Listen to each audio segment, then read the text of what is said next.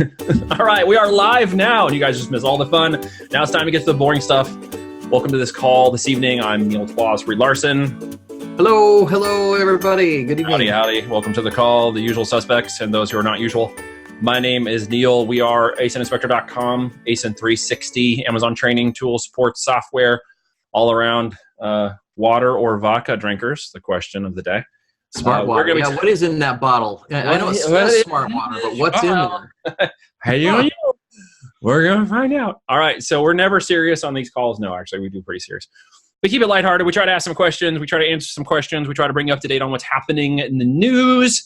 And then we pimp our ride. If you're interested in joining one of our seller programs, if you're not, that's okay. You suck. But if you do join, you're going to be awesome, like everyone else who's in one of our programs. But anyways, we're going to talk about software. We're going to talk about all kinds of fun things. We're going to learn something tonight. You're going to learn something tonight if you ask questions and if you help drive the conversation. So we're not here to just drive it. This is not a one-way train.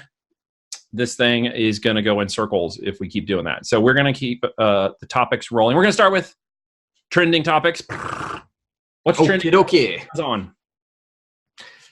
There are lots of trending topics, but let's talk about what's new on the big Amazon, shall we? Let's talk about the Amazon. So, we need some sound first of all, we are into 2020 now, and there will be some updates, some changes to the way that they handle the FBA charges in their warehouses and so forth. For a lot of us who are selling on FBA, we will see no change overall, or maybe even a slight decrease in the overall costs. And for details on exactly what those changes are, you can just go right to your Seller Central account and go to the news feed. There's a news feed right there that they cover a bunch of different things in there.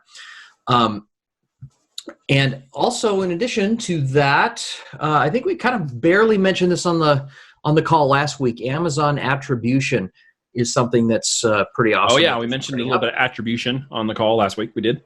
Yeah, and what that enables people to do is to put together social media campaigns and things and be able to have inbound traffic come into Amazon.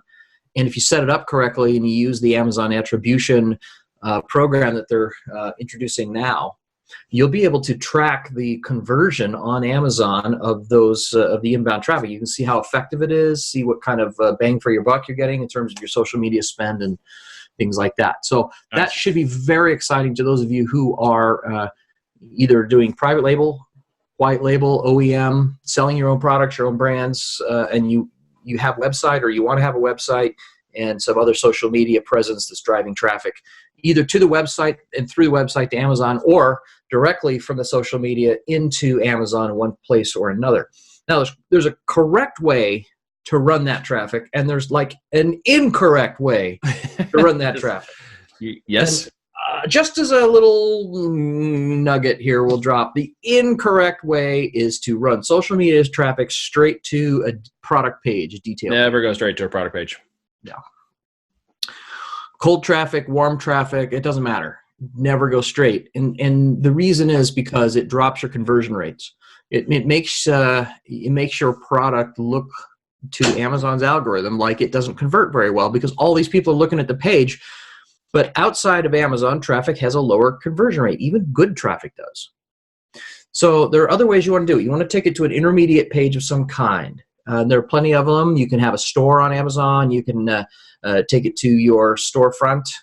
You can take it to a selected page of products that you build on Amazon. That's kind of like a landing place where people see your products. And then if they're interested enough to click again, then they go through the detail page. But this time the traffic's not coming from off of Amazon. It's coming from within Amazon's ecosystem, and it affects the algorithm differently. Yep. And things of that nature. So there's definitely ways that you want to handle this. But the function of Amazon attribution is to help you to monitor the effectiveness of those external campaigns.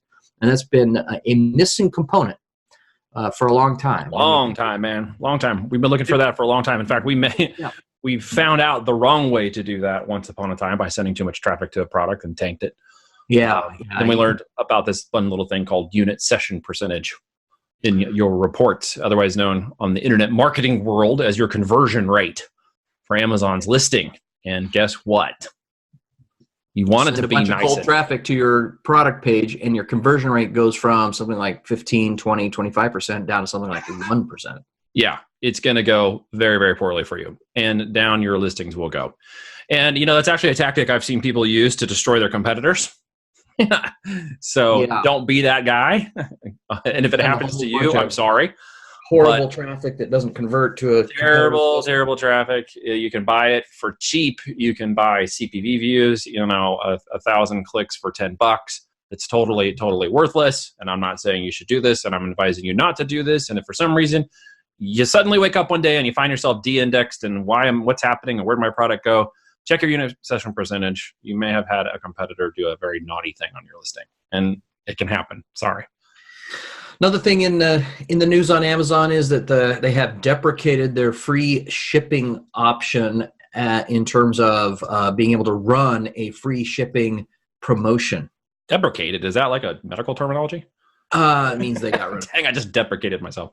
They just retired it. They put it out to pasture. They shot it and buried it in the backyard. Retired, yeah. Look, who on Amazon pays for shipping, really? Yep, exactly. So pretty much, since everything is already geared for free shipping, either because it's Prime or because sellers are competing with Prime, so they're offering free shipping and so forth, there really wasn't any need to continue having a promotion called free shipping, because let's face it, if you're a Prime member and you get free shipping anyway, then why would a promotion for free shipping be of any service to you anyway? So they got rid of that. They also have begun tax collection. It's a sales tax collection now. Seeing that for Hawaii, Illinois, Michigan, and Wisconsin, which brings the total number of states up to most of them. If you've been concerned about things like sales tax, what, you thought I knew the number of states off the top of my head? I really did, honestly. I was waiting for an exact number. The number of states up to 34. No, okay, thank you. 34.5.2. I actually looked at that earlier today. I went and took a look at the big list. They collect for District of Columbia plus almost all the states now. A couple of notable exceptions. They still don't collect for Florida. Yeah, well, Florida's income tax free, right? A few others. But at the end of the day, all the really important states like Wyoming and Idaho, good to go. They collect for those. But they do collect for California, which is the biggest one in terms of the number of people that buy things on Amazon, per capita, and the total population, and everything else. California is the biggest Amazon state. And so for those of you that were registered for sales tax and have been filing sales tax forms in those states, you probably ought to go check the list and then either discontinue or shut down or retire your sales tax accounts with those states with whom you no longer are going to have an obligation, because Amazon's collecting sales tax for you and giving it to the states. Yeah. So that actually simplifies. That's a good thing. Every time they do that, that takes a burden off of sellers on Amazon. And let's see, one other thing that I wanted to bring up. Amazon is starting a new pilot. It's a beta test thing. It's sponsored ads, but you're not sponsoring a product. You're sponsoring a video. So in the I guess the page where you type in a search term, and you see your first list of results, the organic search results, the sponsored ads, all that stuff is there. So if you're looking for cloth diaper and you pull up cloth diaper and you see all the products that are cloth diapers that are going to respond to that particular search term. In the sponsored ads area, you're going to be able to see sponsored videos. And this is a beta thing, but buyers respond to video something like 9 times better than the static images. Know the top 3? Do I know the top 3? The top 3 types of videos that are the most responsive? Oh, there's the kind where you have just they're speaking it and the words flashing on the screen. What do you call that? Oh, those are just like effective. They're really effective. There's it's traditional type of marketing video, which is kind of what you're referring to, right? And then there's like a slide video of the images, and then there's like an unboxing type of video where Unboxing, you show the video, show it in action of some kind, open it up and use it. Top 3 are all around products. Yeah. And that's across the web. That's not just Amazon. I want to make sure you guys understand. That's like all videos watched have to do with one of those. Oh, I thought you were asking me what the top ones on Amazon were, and nobody really knows. No one really knows yet. No. I'm saying the type of video. Inside scoop, like these are the best ones. No, not yet, but it will. It's new. It's new, and that means it's a land grab, guys. If you're selling on Amazon and you get invited to this program, or you're able to opt into it, you should probably do that, and you should probably make some videos and get them up there and start sponsoring them, because they will appear at the top of the search. They will be playing or able to be clicked and played, and you're going to have much, much higher conversion rates than going after YouTube, are they? Because YouTube videos and paid ads and videos is huge, right? Huge, huge inventory. It's an enormous income stream, and Jeff Bezos has said a couple of things that are very, very important. If you're going to sell on Amazon, you got to keep these 2 things rattling around in the back of your mind all the time. These are the big, stated, hairy, audacious goals of Amazon.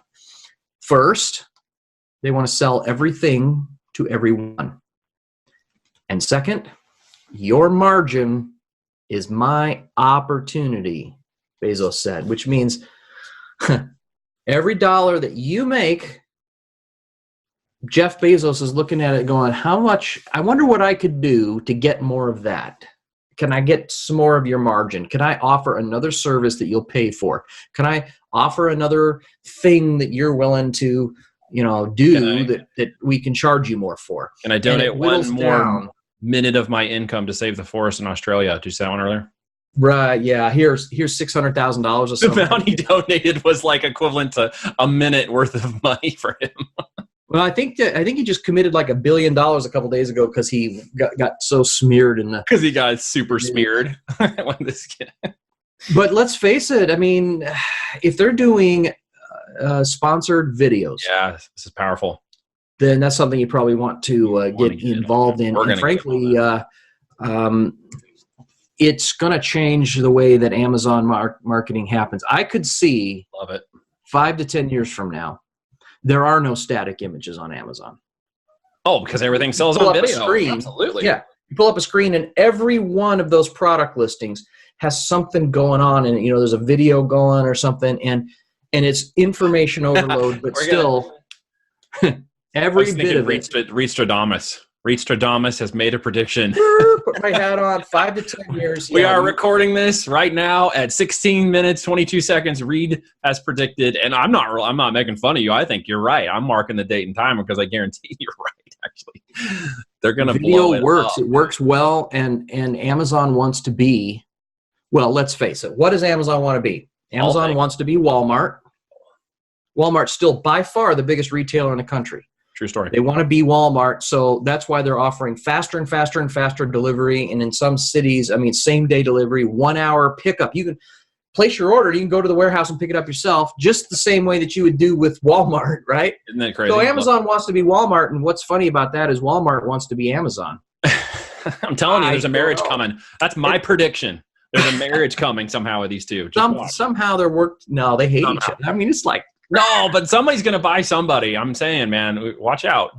Well, and the other thing is that Amazon wants to be YouTube. Yeah, they do. Why? They want to be Amazon. They want to be inventory. They want to be Google in their YouTube, their sponsored ad, their traffic internally, their headline ads, and now their video, because YouTube was the moneymaker for Google. Remember, we came at this. We saw this earlier. They built we were going over an article, $1.5 billion. When they bought YouTube. Yep. And within 24 hours, their stock price went up $2 billion. Yeah, it's crazy. But there's video is where it's at. They have unlimited inventory on YouTube. It's just wide open, super wide. Now imagine you're one of the first people putting videos on YouTube. Can you imagine when you stick your video out there? What's going to happen in a year and 2 years from now when your videos are the first out there? Think about it. Yeah. It's a land grab. You called it. It's a land grab. So, if you're interested in selling on Amazon, if you are thinking about it, if you're kicking the tires, or maybe if you are selling, but you're not selling very well, not selling nearly as much as you want, and you feel like there's more opportunity there, you're just not quite sure how to take advantage of that or what to do. One of the things that you could do is take a look at the ASIN 360 course. I'm not turning this into a commercial. Nope. I'm just trying to let you know that it's there, because the course that we teach, it's not for everyone. It is for people who want to become serious professional sellers. And in that course, we go into all these kinds of things, and we talk about how to take advantage of the current situation, the current landscape on Amazon. Yeah, ever changing. Yeah, we keep up on all those changes. And so one of the things that you may want to consider, in addition to the ASIN Academy, which has some free things in there that you can go watch all those videos. Absolutely. Yeah, in fact, bang up course in there for you guys. We released number 10, didn't we? We did. So ASIN Academy now has 10 free videos there that did cover the wide gamut, and they kind of break the ice. It's like an overview of all of the different things that you need to understand and know in order to sell on Amazon and be profitable at it. Yep. Profitable, big word. We can say that over here. Yeah. Profitable. So take advantage of that, those free resources, and then if you feel like it and you'd like to take a paid course, then take a look at ASIN 360, see if that might be something that's suitable for you, and if it is, let's talk more. And if it's not, then that's fine too. That's okay too. We have classes coming up all the time. There's a free video training on there you guys can watch, and then book an appointment if you feel it's up for you. There's a questionnaire. We only take people who we feel are going to be qualified. But this year is the year. This is 2020, and it's changing. It's never changed this much before. Not since we've been doing this. I mean, you were getting some pretty interesting text messages this week from some of your peeps, weren't you? Yeah, it was. Yeah, it's been an interesting week. There's a lot of changes. One of the ones I noticed and it was brought to my attention was a number of people are being what I would call Amazon's version of de-indexed, which if you're familiar with the SEO terminology on the Google side of the house, that's in essence when your website or your search result is kind of disappears from the top pages or its previous ranking or whatever. I think there was a little glitch there on my internet. But in essence, Amazon's de-ranking kind of thing is similar. It's when your product is there, and then it's there, and there, and there, and all of a sudden, it's not. And there was a thread going on that was brought to my attention that had a number of sellers who were literally being de-indexed from Amazon. And some of them had been in their positions for years.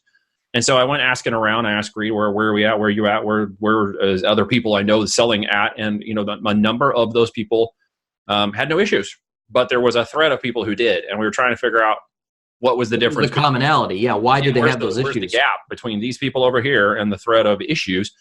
And it got down to many of those people didn't structure their business correctly. They were getting hammered by Amazon for not being compliant. They weren't.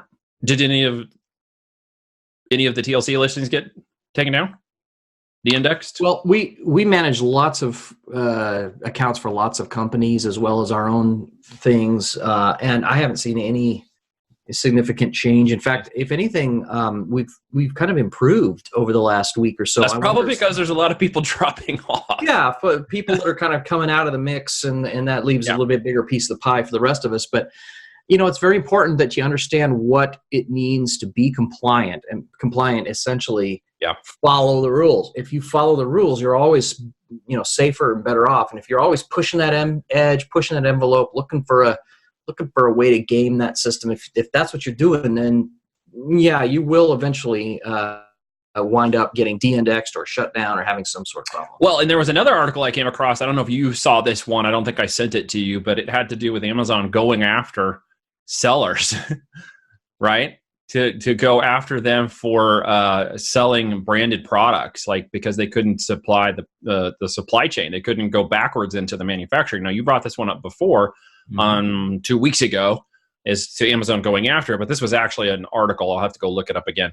But in essence, to paraphrase, it had to do with Amazon literally coming after the sellers because they were, in essence, they're going after this major counterfeit initiative. And if you are, retail, online, wholesale arbitraging, guys, it's not necessarily the safest place to be anymore. And for many of you who are getting started or maybe have joined ASINspector, because it allows you to easily find products, all kinds of products, you can now see the profitability of the product and stuff inside the tool a lot easier. it is an opportunity for people to take that and do retail and arbitrage and that kind of stuff. It wasn't built to do that. It was built predominantly for private label sellers to be able to find products and move it on. But there's a big current of people in our customer base that are doing that. So it's one thing we always reiterate on these calls every week. If you are not in the process, if you are not considering, if you are not already in, it's not even in your sphere of thinking to be private labeling a product, it is now, today, in this moment. It must be on your agenda for this year. You don't need 1 million products. You don't need 1 million SKUs. You don't need 100 SKUs. You don't need even 10. You need like 5. You need 5 SKUs this year in your business that you control. And by control, there's a whole bunch of variables, read to the word control. But by control, I mean that you can validate everything about that product. You have brand registry, you have trademark, you have a trackable, documented supply chain for that product. And you're not like going to a store and buying it. You're not getting it from another retail source. You're not having a counterfeit or a fake item made in China and sent to you. You're not going to a garage sale and buying it. No, you're actually having it made to your specifications in a factory somewhere in the world. It could even be in the United States. Absolutely. And again, there's you're nothing selling your own product. There's nothing wrong with white labeling to get started. But I would caution you against the other methodologies, okay? Especially on scale. If on scale you're doing it, you're going to get yourself in trouble, okay? We don't want you to be in trouble. What we want you to do is find great products, and that's what the tool is helping you identify. Once you identify those products and you've refiltered and you've got all green bars, okay, for your products, you need to consider first and foremost, not can I go find it at a store, but can I find it at least white label, right? White label is defined as, in essence, a product you're selling, although not your brand. It is being manufactured in such a way that it's brandless, okay? And the simplified branding for you is to have the manufacturer put your logo on it, right? On an existing product that's not really changed. It's white, and in essence, okay? And you can label it. Yeah, at its most basic level, imagine a white box on a shelf that has something in it. Yep. And you're just buying it right off the shelf. There's no indication who the brand is. It's a generic product. And then you might print your logo onto a sticker and stick it on the box. Literally. And now you've white labeled a product. You've just taken an existing product, you stuck your brand sticker on the box, and you ship it. I mean, literally, like 1,000 boxes for $100 from AliExpress that you can literally do yourself if you need to, right? Yeah, and that's kind of like the entry level of this whole concept of running your own brand. But it doesn't take very much for you to go from taking a generic product and putting your brand on it to going to a manufacturer and asking them to put your brand on it and to manufacture it to your specifications in the color you want, the size you want, the style you want, things like that. It really isn't a very big leap at all. The difference once you do that, now you're in control of that product. You're the only one selling it. Yep. You're the only one with it available anywhere, Amazon or anywhere else. And at that point, Amazon will no longer look at you as being a middleman. As no longer as a risky. Yeah, they're not going after you. And by them, it's the systems. If you think there's some kind of human that's going to audit your account and say, well, this is a bad account, you're wrong. Yeah. You're going to have systems that are looking for you, algorithms that are looking for you, right? You don't want them to find you. You want them to just pass right on by your door. So white label is a stepping stone, right? It is an ability for you to move quickly, imperfectly, and still quickly to getting a product ready for prime time, for your own private label, and testing it without a lot of cost and overhead. So you may be thinking, oh, that's thousands of dollars, Neil. It's really easy for you to say. And we're talking about hundreds of dollars, right? Not tens of thousands of dollars, right? Right. To get a product, to define whether or not it sells it, right, in Amazon, and then decide if it's worth branding based on the sales. Because Reed uses a phrase that I've borrowed now because it's very smart. And that's because we're not smart enough to tell the market what it wants. Right. We're smart enough, as Reed says, to let the market tell us what it wants, right? So we want you guys to at least get out there and start doing those things, because we know many of you are still on the fence about private label because of what you've heard about how expensive it is. And it's going to get more expensive, literally. So you're going to need to get started. Jeff's asking an interesting question, and we got a lot of people on this call. So if you got a question, you better get it in quickly. Yep. But let me address this one. Jeff says, I currently subscribe your software as well as another software brand. Mm-hmm. And the sales velocity figures for a given product are very different from one software to another. Can you enlighten me? Sales. Yes, mm-hmm. I can enlighten you. Mm-hmm. Amazon does not share actual sales numbers. Now, there's 3 sales numbers. When you talk about sales numbers, let's just get clear about what sales numbers really are. Number of units sold in a given time, a week, a month, a year, whatever, a day. Number of units, okay? Total number of dollars that generated in top line sales, okay? And that could be in a day, a week, a month, same kind of thing. Amazon doesn't give you that. And then also what the difference is between BSR of one level and BSR of another. So bestseller ranking, BSR, if you're ranked number 1 for something versus ranked number 2, what's the differential? Like how close is number 2 to number 1? How close is number 10,000 to number 9999 in the overall scheme of things? They might be only, one sale a month or one sale a year different. We don't know. We don't know how close those are, and we don't know what the actual dollars are, and we don't know the actual number of units. But what we do know is that there are many different products that are tracked, where we do know the number of sales, where we do know the number of dollars, but we're not getting those from Amazon. If you have a Seller Central account and you're selling products, then you have the information for your products. And if other people have the information for their products, and we put all that information together, we can create a pretty good picture where we use spot check data, and then we use algorithms to fill in the difference. And this is how all of them work. The reason why it varies widely from some companies to others is some companies use very outdated algorithms. That's the answer. And what that really literally means is that some companies have not changed their calculations in years. No, they haven't.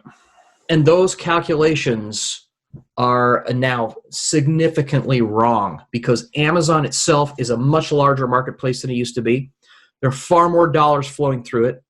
There are far more products there, and everything is in constant flux, if you will. So one of the things that has happened in the last year or so is that Amazon has released some major algorithm changes, including potentially one this last week that caused, what Neil just mentioned a few minutes ago. Yep. And so what causes a product to be ranked at a certain level in terms of BSR is not just anymore the number of units that get sold. It's the top line sales in terms of the number of dollars generated. If you have a product that sells for $1,000 and you sell one of them, that's the same to the BSR as if you have a product that sells for $10 and you sell 100 of them. You could sell 100 units of this and 1 unit of that, and they could be ranked pretty much the same. That's one of the things that's new about the algorithm. It has evolved over the last several years. And so if you're using an older platform, not one of the newer ones like ASINspector, but one of the older ones, then you're likely getting incorrect data that's wildly under or overstated in some cases. It might be close in other cases, but it's going to be so random and so different. The trouble is that in order to get good data, you have to get it another way, not from Amazon. And so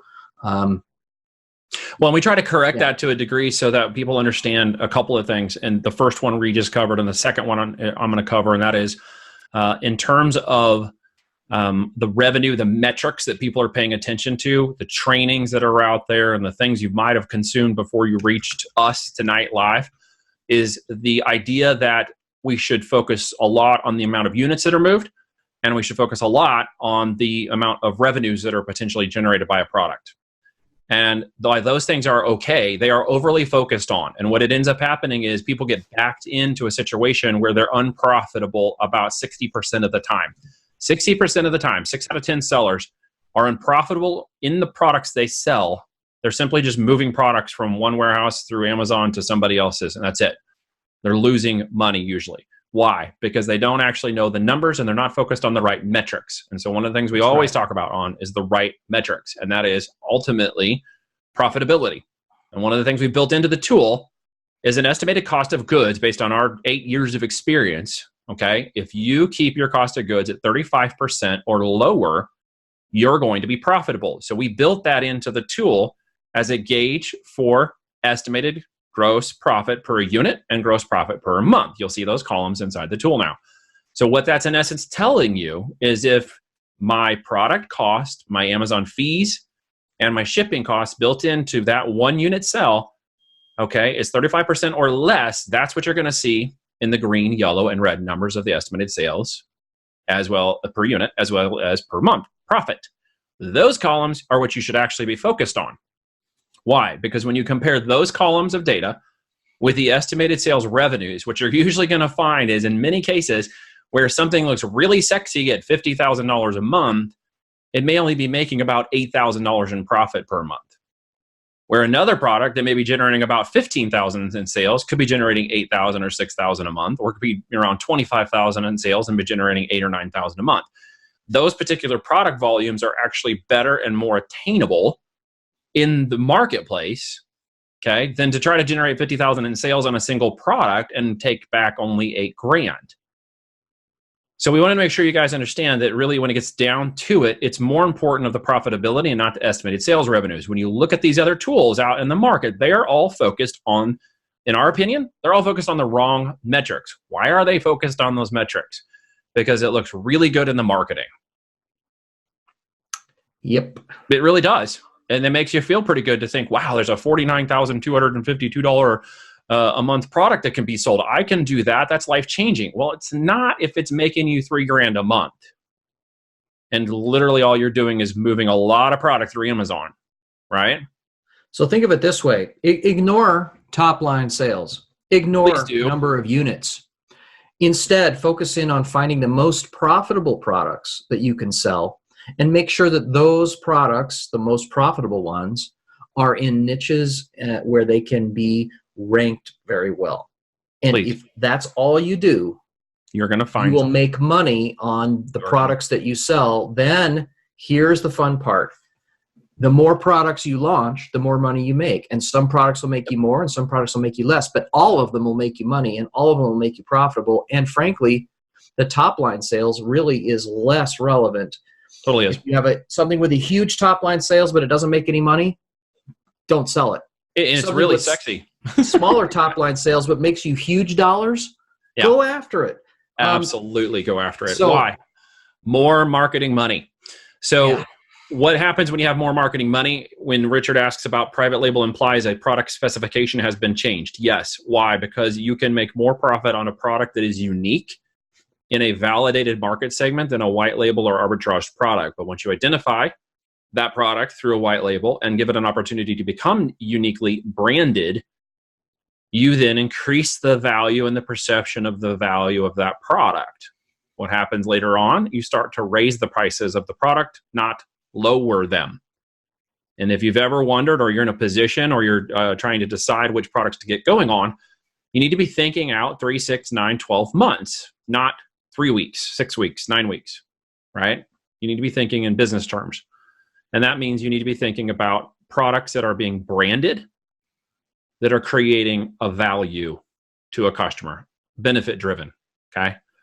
Retail arbitrage doesn't benefit anybody. At the end, you're on a hamster wheel, and it will end if you stop doing it, literally.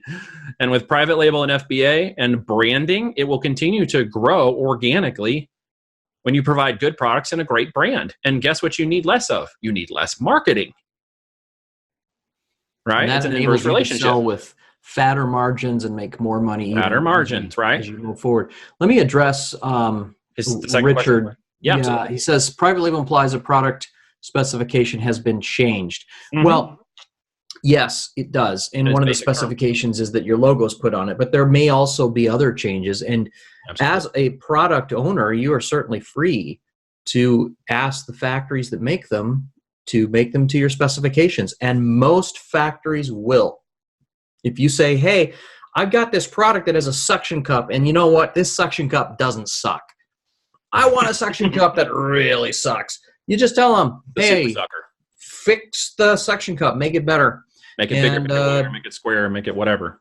Yeah, and then once you arrive at that design that works better, then you go sell it, and then you're the only one with the suction cup that sucks. It becomes unique and therefore a value statement, right? And then to continue on, when the number of sellers equals 1 inside ASINspector, does that indicate that an item may be private label?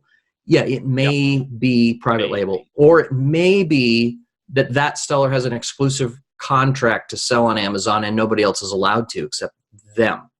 Mm-hmm. Okay. And then the follow-up to that is, if so, does this imply that I shouldn't assume that there is only one seller for a product, since the same product with a slight change like color may be sold by many sellers, each having private label? Actually, you cannot do that. Right. Let's say that you are selling, let's say that you're looking at a listing for, and I have a nice Gibson Les Paul guitar right there over my shoulder, hanging up on the wall. It's a beautiful red guitar, Gibson Les Paul Special. Now, let's say that I have a guitar that looks a lot like that, but it's not a Gibson. Let's say it's a Woohoo Korean brand or something, okay? Woohoo. Woohoo. That sounds very Korean. Yeah, right? It's a Woo Hyundai. Woohoo Kia Hyundai. It's a Woo Kia. Woo Kia. Okay, I've got the Woo Kia brand. It looks just like this. The Brown Live. We're going to call the Woo Kia brand. It may even kind of fool somebody into thinking that maybe that's the Woohoo Kia brand. The Woo Kia. At the end of the day, the one I'm selling is black. I cannot take that guitar and list it alongside the Gibson on the same listing as another option. Right. You can't do that. Right. If you're going to sell a genuine Gibson guitar, and if you have permission to sell it from Gibson USA, then You have the color that you have could be put alongside the existing listing on Amazon, assuming there isn't a listing for the one that you have already. You could make one and put it there because you're both selling the authentic Gibson product. Yep. So I've used that as an example. Now let me address that question.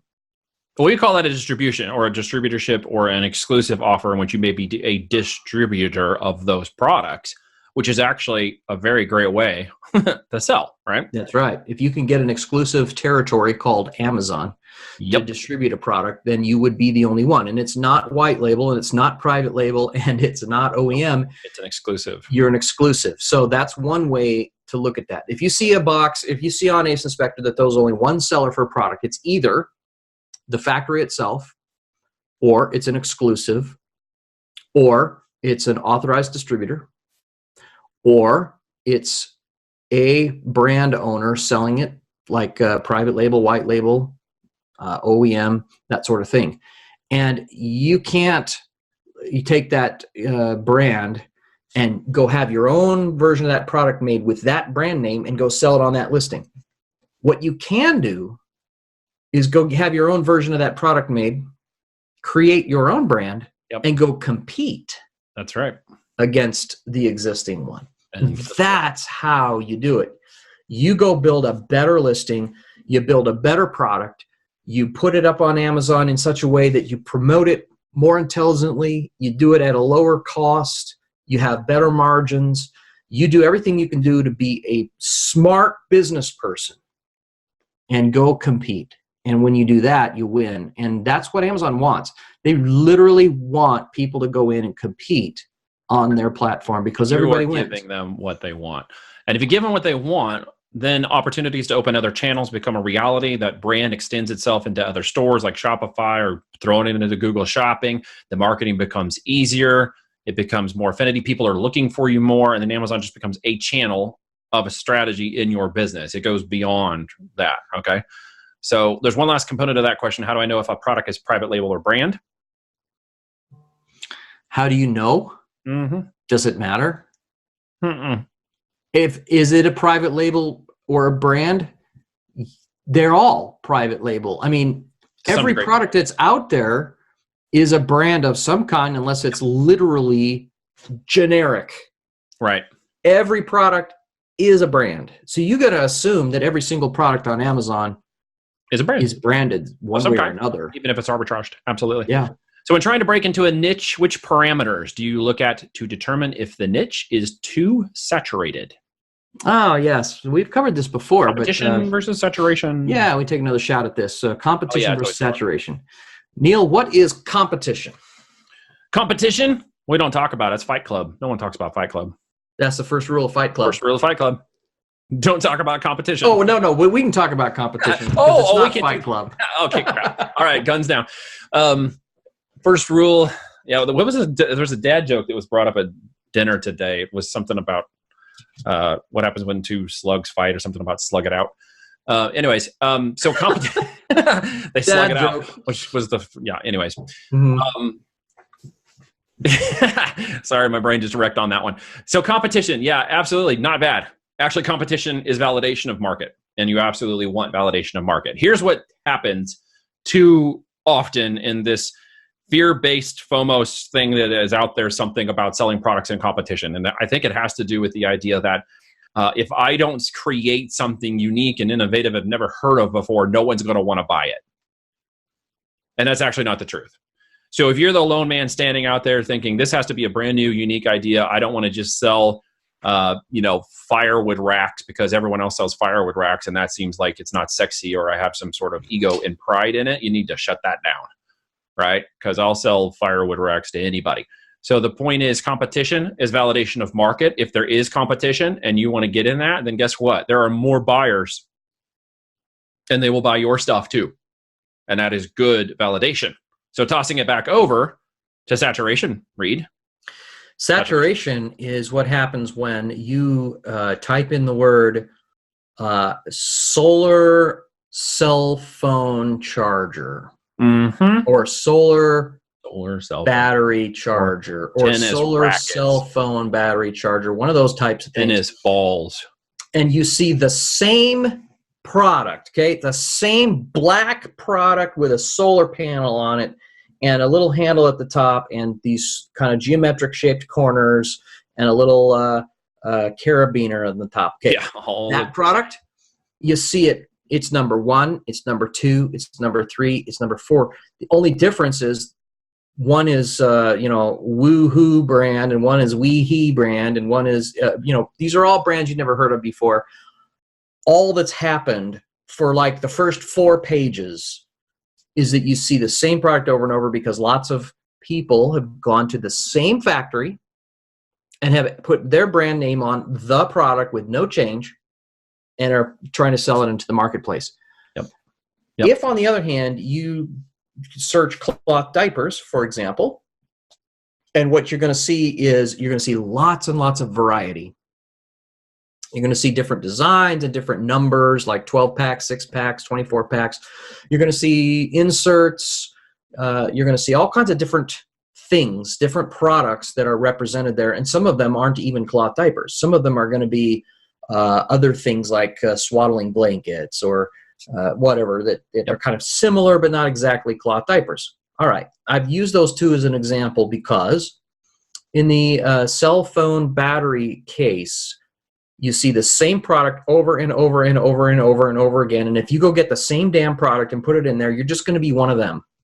And you're not going to be the first or the second or the 50th in line. You're going to be way at the end of that train with nothing new, with nothing interesting, with nothing innovative, with nothing to sell. Even if you were innovative, you're not going to get found. On the other hand, if you're going to do cloth diapers and I've just picked this off the top of my head here, but if you look at it, there's all kinds of different products in there in the first page, the second page, and the third page. Different, yep. Yeah. So there's room for a company or a person to come in there with their own unique design or with their own unique setup, with something that stands out from those, and they're not going to be selling the same darn product as everyone else. Yep. Almost no matter what product you pick, it will be unique and different compared with everything else that's there, because everything else that's there is already unique and different. Yep. So at the end of the day, the competition in that node or in that niche is there. There's plenty of money there. There's lots of people selling there. There's lots of sales happening there. But the product you want to sell is not saturated, because you don't see it over and over and over and over and over and over and over again. You see lots of different things.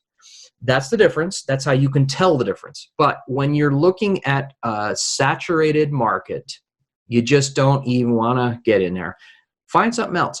There are 30,000 nodes and niches on Amazon. In other words, 30,000 little micro categories that you can get into. Why would you pick one that's, well, because the numbers look sexy, right? And everybody gets on and they start showing the numbers for those, and they show the estimated sales, and everybody's like, what? That makes $352,000 a month? And you're like, yeah, that's great. So there's such a thing as too much saturation. There's actually such a thing as too much competition. But if you're going to lean on the error of one or the other, lean on the error of competition, because you can still be the small fish in that big competition pond and make really good money. But if or you can be a big fish or the big fish. Yeah, be the big fish in the small pond and make a lot of money without a lot of competition. And own it. So at the end of the day, again, stop looking at top line sales. Please don't. Stop looking at number of units. Yep. Start looking at profitability. Yep. Because you will see it, guys. I don't know how to tell you any differently. When you notice this, it will jump out at you. And all of a sudden, the question what do I sell? How do I find different products? What's profitable? Will I make any money if I spend my hard-earned money trying to make more money? Is this going to be worth it? It will jump off the page. You will suddenly discover there are more products for you to sell than you can ever do in a lifetime. That moment comes for everybody at some point. And once you realize that, it's life-changing, because then when you start taking action on it and you start running a benefit value-driven business with products that people want, guess what? The sales start to show up. It actually takes you less work. If you're struggling in a market, if you're struggling in a niche, if you're struggling to get your marketing going to get your products to sell on Amazon, it's literally because you're trying to push a snowball uphill in the middle of an Arizona desert, right? You need to take your snowball and go to Park City, Colorado, and let it roll downhill on its own, literally. So don't pay attention. Park City, Colorado? Is that a place? Park City, Utah. I was thinking of Colorado. No, Park City, Colorado. Park City and Colorado. I was wondering, did I get my geography I just slammed the two together. Thanks for catching that. No, Park Deer City. Valley, Parks. I just had to darn it, Reed. Knock it off. So the estimated units per month. Yes, it does not total access. It's only for that one seller the one time it's pulling up based on the buy box. Okay, so some of you maybe knew enough to not recognize the buy box. That's a basic thing. So let's cover that for a second. If you're looking at the results in ASINspector, if you're looking at a listing and you're watching the widget, you are currently looking at the winner of the buy box. What does that mean? It means that if you click on add to cart, then that particular seller is the one who gets to sell you the item. If there's 15 people selling the product and you click add to cart, which one of the 15 did you buy from? The one who Amazon has put into that position of winning the buy box. So the buy box is when you click the button to buy, that's who sold you the item. And it rotates. If there's a lot of people selling a product, then everybody shares it some percentage of the time.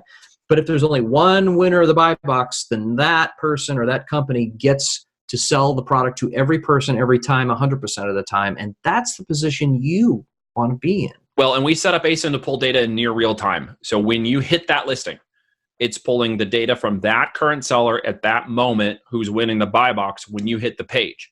If you refresh on a high-powered listing, something that's a BSR of less than 500, that can change every few minutes, literally, based upon how many people are in the buy box and how much product and inventory is being moved.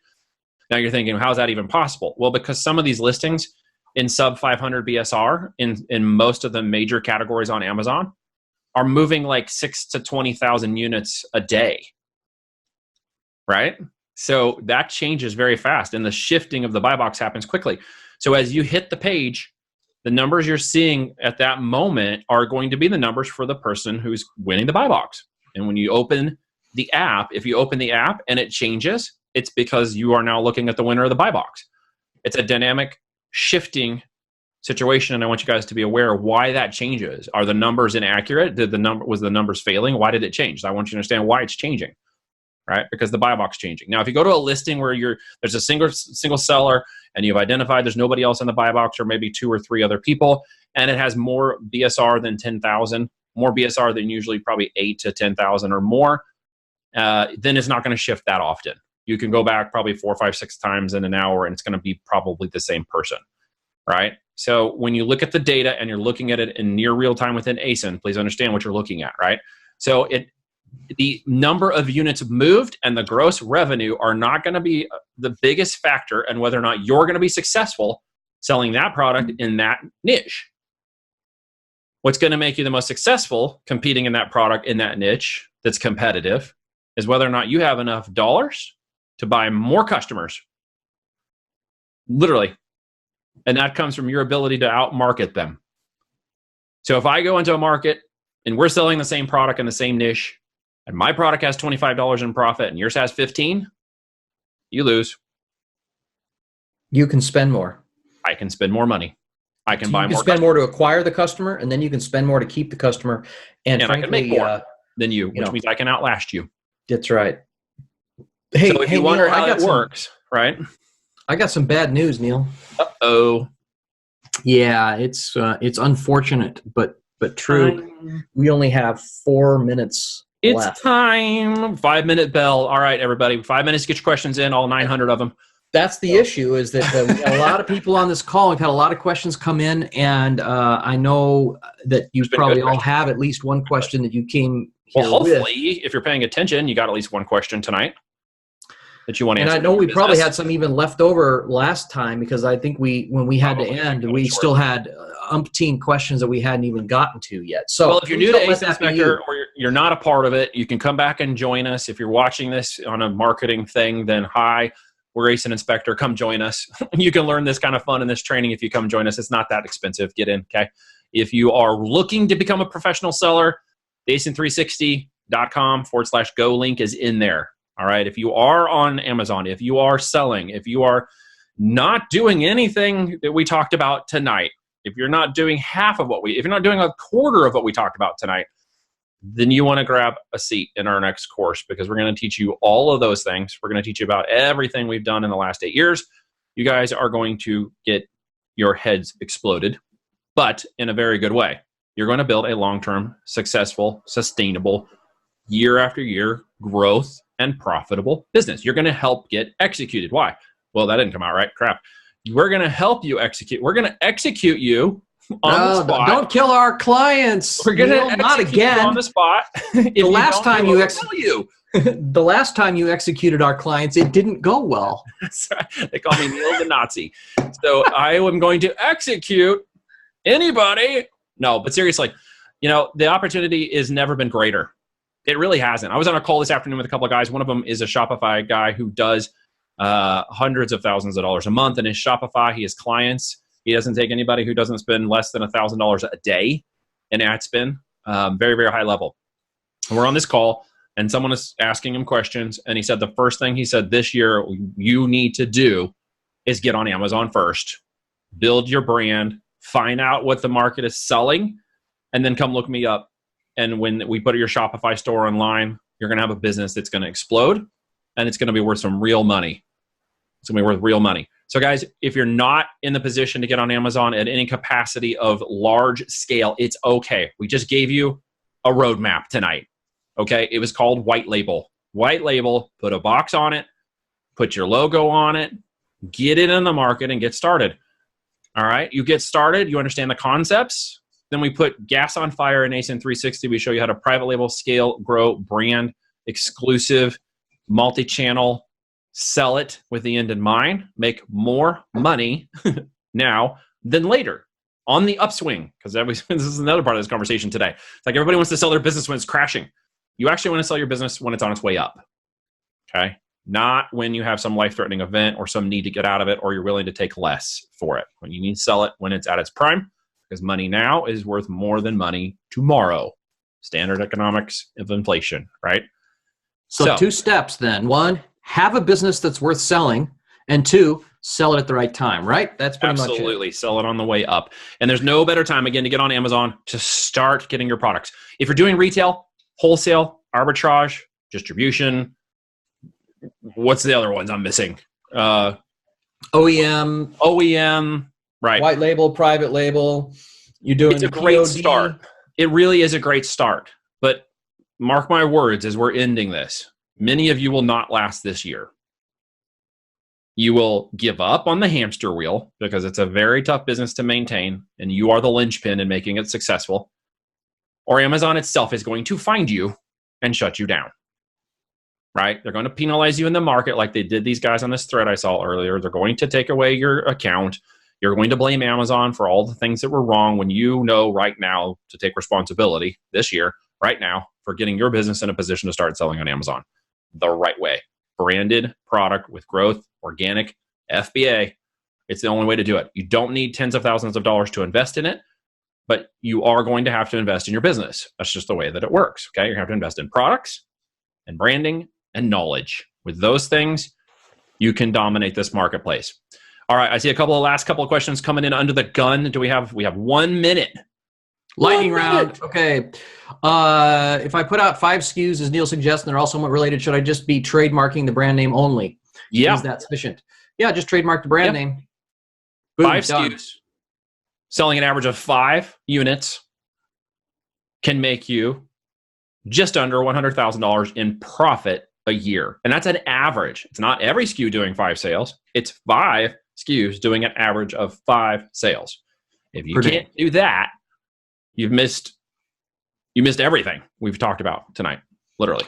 So if all you do is just come up with 5 SKUs that are kind of related, you come up with a brand name, get in that you niche, get that trademark, you put that into brand registry, and then you start really selling as a brand. And some of your products sell more, and some of your products don't sell as much. But on average, if you sell 5 units of 5 products, that's 25 a day. And on average, if you're making $10 net profit per unit, that's $250 a day.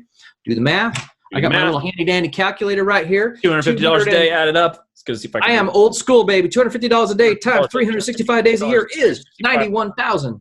$91,000. $91,000 a year profit in your pocket for 5 units, or 5 items selling an average of 5 units a day. So is it possible for you to make money on Amazon? Can you make almost 6 figures in 2020 in your pocket after all of Amazon's big nasty fees everybody yells about, and your product costs and your shipping costs? Okay. Can you make almost 6 figures, push it just a little bit, and one of those products could easily put you over the 6-figure mark? And I'm talking about net income. Not talking about gross income, guys, just so we're very clear. So the answer is to Neil, to your question. Yes. Can you do it? Yes. How do you do it? Sell profitable products. Sell profitable products. Don't know how to do that? Go to ASIN360. We'll teach you how to do it. Use the tool. Hey, so we just got the last 2 questions. There it is. And we are out of time, and we hope that everybody got something out of this and that you'll come back next time with even more great questions, because it's really kind of been fun. Yes, we enjoy answering your questions. We enjoy the process of being able to speak freely about whatever it is that you would like to talk about, and that's why we're here. Yep, absolutely. And Richard says, hey, I'm brand spanking new. Started watching a couple of your vids. Thank you for doing that. Really appreciate you guys doing this, even though you've done this a million times. Well, thank you. That's a great compliment. We appreciate that. Well, if you're on the fence, if you want to get the tool and get started, grab the tool. If you want to learn how to be a pro seller, either show up here and start taking some imperfect action, or join one of the courses and get some help and some knowledge and grow your business. Because honestly, you can't get to 7 figures a year by yourself, but you can get to 7 figures a year with a strategy and a methodology and the right knowledge and the tools and systems and people to do it. That's the truth, okay? No one ever gets to 7 figures by themselves. True? Yep. All right. So for everybody who's been on tonight and who's brand new, we'll see you next week. For everybody who's come back, great to see you. Hope to see you again. The recording will be up, maybe by tomorrow, most likely. And this will be available in the training section. So guys, thanks a lot for your questions. We'll talk to you later. Good night. Night.